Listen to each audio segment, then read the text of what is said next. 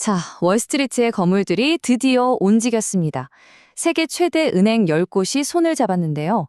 이게 금융의 미래를 통째로 바꿀 수도 있는 아주 거대한 계획이라고 합니다. 오늘 이 엄청난 계획의 실체가 뭔지 한번 제대로 파헤쳐보죠. 이걸 뭐라고 표현해야 할까요? 말 그대로 금융계의 어벤져스가 뭉친 겁니다.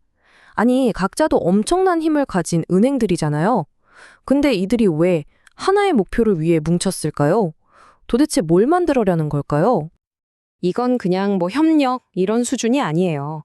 뱅크 오브 아메리카, 골드만삭스, UBS 이름만 들어도 아시겠죠?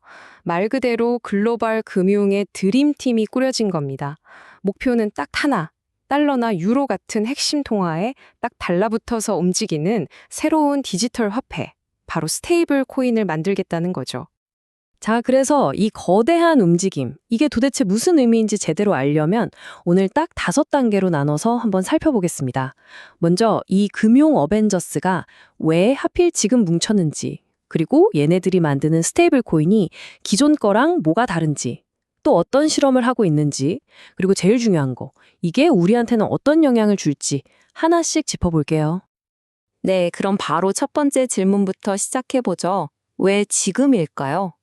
많고 많은 시간 중에 왜 하필 바로 이 시점에 월스트리트가 스테이블 코인 시장에 본격적으로 뛰어들기로 마음먹은 걸까요? 그 배경을 들여다보면 크게 3가지 이유가 있습니다.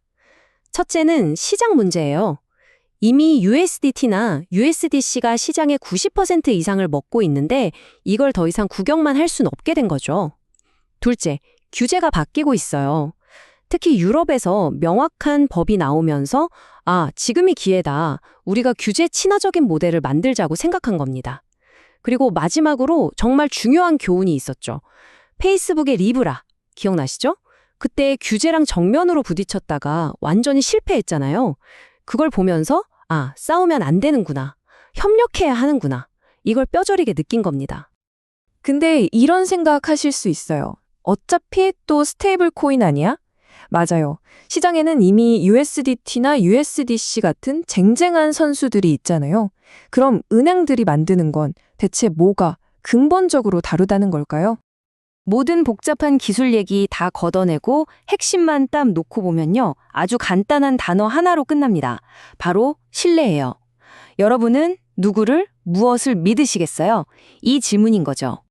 이 표를 보시면 그 차이가 정말 확 들어오는데요. 기존 스테이블 코인은 우리가 그 발행 회사를 믿어야 해요. 네, 저희 준비금 잘 갖고 있어요. 이 말을 믿어주는 거죠. 근데 은행 컨소시엄 모델은 신뢰의 근거 자체가 다릅니다. 이 사람들은 돈을 은행 대자 대조표에, 그러니까 은행 장부에 직접 올려놓고 수십 년 동안 운영되어 온 그 빡빡한 금융 감독 시스템의 감시를 그대로 받아요. 규제를 나중에 끼워 맞추는 게 아니라 그냥 태어날 때부터 규제 안에서 태어나는 그런 존재인 거죠. 이들의 도전을 한마디로 표현하면 진짜 재밌어요. 뜨거운 얼음을 만드는 것과 같다는 건데요. 이게 무슨 말이냐면 누구나 참여할 수 있는 퍼블릭 블록체인의 이 개방적인 성격이랑 아무나 함부로 들어올 수 없는 은행의 이 엄격한 통제, 완전 반대잖아요? 이 모순되는 두 가지를 어떻게 하나로 합치냐? 이게 바로 핵심 과제인 겁니다. 자, 그럼 이 뜨거운 얼음 문제, 이 불가능해 보이는 과제를 과연 어떻게 해결하려는 걸까요? 그 해답의 열쇠가 바로 온체인 규칙 엔진이라는 기술입니다. 좀 어렵게 들리죠? 쉽게 말해서 블록체인 안에다가 디지털 규제 경찰을 심어놓는다고 생각하시면 돼요. 예를 들어서 이 나라로는 돈 보내면 안 돼. 거래 한도는 이만큼이야. 같은 규칙들을 아예 코드에 박아버리는 거예요. 그럼 사람이 일일이 감시하는 게 아니라 시스템이 알아서 자동으로 규제를 지키게 만드는 거죠. 자, 그럼 이 뜨거운 얼음이라는 신기술을 가지고 이들은 실제로 뭘 하려는 걸까요? 이제 이들의 파일럿 프로그램을 한번 들여다보면서 미래 금융이 어떻게 그려질지 엿볼 수 있습니다.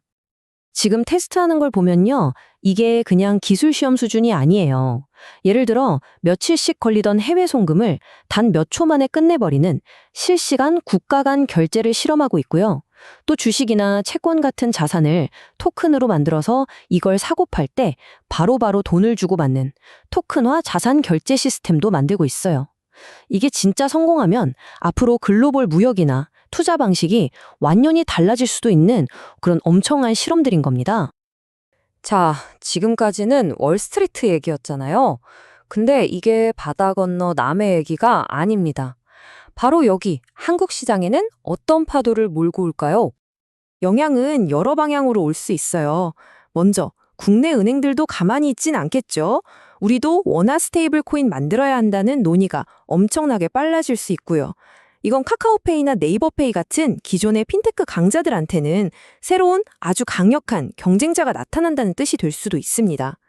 그리고 요즘 한창 뜨거운 증권 토큰 시장, STO 아시죠? 거기에 딱 맞는 안정적인 결제 수단이 생기는 거니까 이 시장이 폭발적으로 성장하는 기폭제가 될 수도 있는 거죠. 결국 정리해보면 이건 단순히 새로운 코인 하나가 나오는 기술 실험 그 이상이라는 겁니다.